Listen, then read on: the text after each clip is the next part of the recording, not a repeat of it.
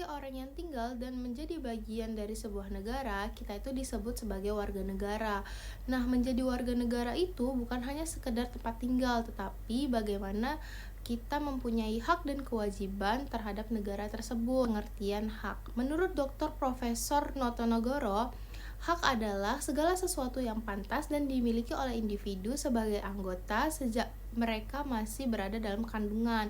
Maksudnya, hak asasi manusia, hak sebagai warga negara, itu tuh bersifat mendasar.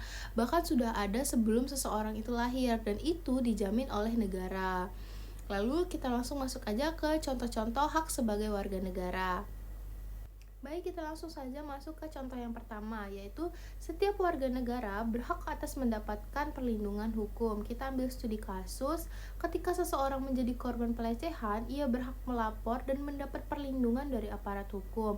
Perlindungan ini termasuk pendampingan hukum, apalagi jika korban berasal dari kelompok rentan atau kurang mampu.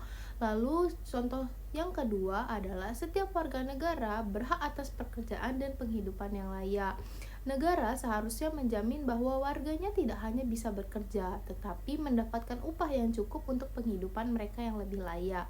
Lalu, contoh yang terakhir, warga negara bebas untuk memilih, memeluk, dan menjalankan agama sesuai kepercayaan masing-masing.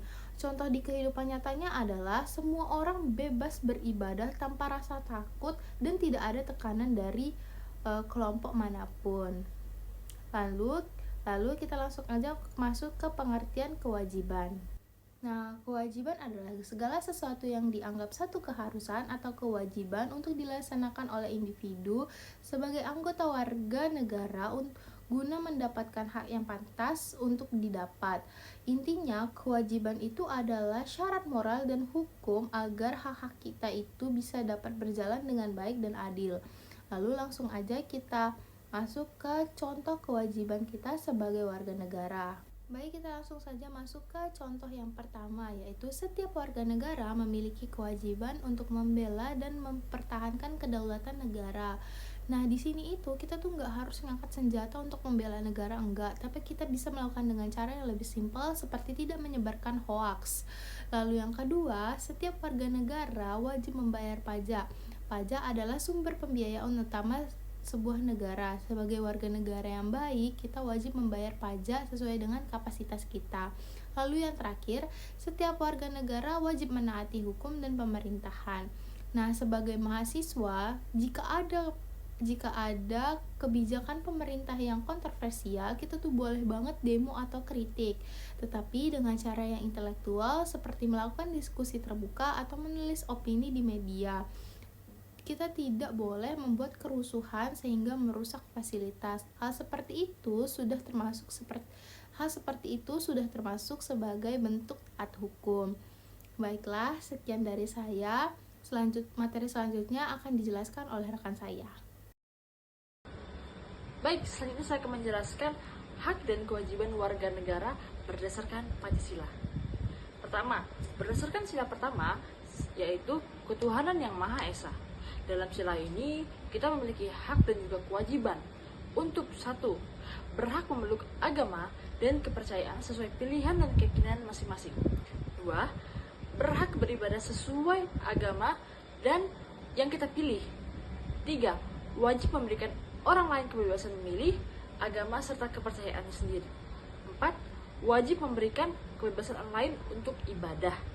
Lima, wajib menghormati kepercayaan orang lain. 2. Berdasarkan sila kedua, yaitu kemanusiaan yang adil dan beradab. Dalam sila ini, kita juga memiliki hak serta kewajiban untuk 1. Berhak mendapatkan keadilan di mata hukum. 2. Berhak mendapatkan kehidupan yang layak dan diperlakukan secara adil di masyarakat. 3. Wajib bersikap adil dan membela kebenaran. 4. Menjunjung tinggi nilai kemanusiaan dan tenggang rasa. Selanjutnya pada sila ketiga, yaitu Persatuan Indonesia. Dalam sila ini kita memiliki hak dan kewajiban untuk 1. Berhak ikut serta dalam bela negara. 2. Berhak untuk menjadi abdi negara. 3. Wajib memupuk persatuan berdasarkan Bhinneka Tunggal Ika. 4. Wajib menghargai dan menghormati segala perbedaan yang ada di Indonesia. keempat, berdasarkan sila keempat, yaitu Karyakatan yang dipimpin oleh hikmat kebijaksanaan dalam permusyawaratan perwakilan. Dalam sila ini, tentunya kita juga memiliki hak dan kewajiban. Apa sih hak dan kewajiban dalam sila keempat ini? 1. Berhak mengeluarkan pendapat. 2. Berhak mengikuti pemilihan umum jika sudah memenuhi syarat. 3. Wajib menghargai pendapat dan masukan dari orang-orang lain. 4. Wajib menghormati hasil keputusan yang sudah diambil dalam musyawarah. Terakhir pada sila kelima, yaitu keadilan sosial bagi seluruh rakyat Indonesia. Dalam sila ini tentunya kita juga memiliki hak dan kewajiban seperti sila-sila sebelumnya. Apa sih hak dan kewajibannya? 1. Berhak untuk mendapatkan pengayuman dari orang lain dan pemerintah. 2. Berhak mendapatkan kesejahteraan di berbagai hal. 3. Wajib mengikuti kegiatan gotong royong di masyarakat. 4. Wajib mengikuti kegiatan negara dalam rangka mewujudkan keadilan. Mungkin itu saja yang bisa saya sampaikan. Untuk materi saya serahkan ke teman saya. Terima kasih. Oke, selanjutnya saya menjelaskan materi selanjutnya yang berjudul Hak dan Kewajiban Warga Negara berdasarkan Undang-Undang 1945. Untuk yang pertama, pasal 26 ayat 1, yang menjadi warga negara adalah orang-orang bangsa Indonesia dan orang-orang bangsa lain yang disahkan dengan undang-undang sebagai warga negara. Dan pada ayat 2, syarat-syarat mengenai kewarganegaraan. Segala warga negara bersamaan dengan kedudukannya di dalam hukum dan pemerintahannya wajib menjunjung tinggi hukum dan pemerintahan itu sendiri. Pada ayat 2, tiap-tiap warga negara berhak atas pekerjaan dan kehidupan yang layak bagi kemanusiaan. Untuk yang ketiga, pasal 25, kemerdekaan berserikat dan berkumpul, mengeluarkan pikiran dengan lisan dan sebagainya ditetapkan dengan undang-undang. Untuk yang terakhir, yang bagian keempat, pasal 30 ayat 1, hak dan kewajiban negara untuk ikut serta adalah pembelaan negara, dan ayat 2 menyatakan pengaturan lebih lanjut dengan menggunakan undang-undang. Oke, sekian dari saya. Terima kasih. Baik, selanjutnya saya akan menjelaskan materi tentang faktor-faktor penyebab dan upaya mencegah pelanggaran hak dan pengingkaran kewajiban warga negara. Jadi, setiap negara memiliki hak dan kewajibannya yang telah dilindungi oleh undang-undang. Namun, tidak jarang terjadi pelanggaran hak dan pengingkaran kewajiban yang dilakukan oleh warga negara. Ada beberapa faktor yang membuat pelanggaran hak dan pengingkaran kewajiban terjadi, sehingga membawa dampak negatif. Hal ini bukan hanya dilakukan oleh warga negara, namun dalam beberapa kasus bisa juga dilakukan oleh pemerintah.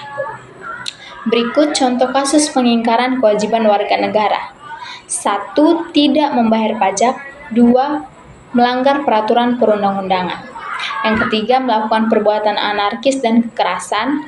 Yang keempat, melanggar peraturan lalu lintas. Yang kelima, tidak menjaga persatuan dan kesatuan.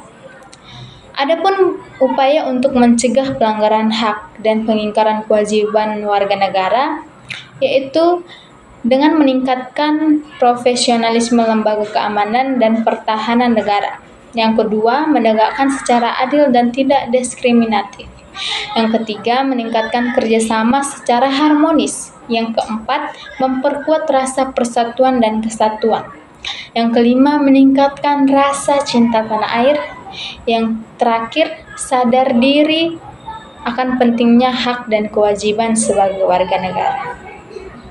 Mungkin itu saja yang dapat saya sampaikan. Sekian dan terima kasih.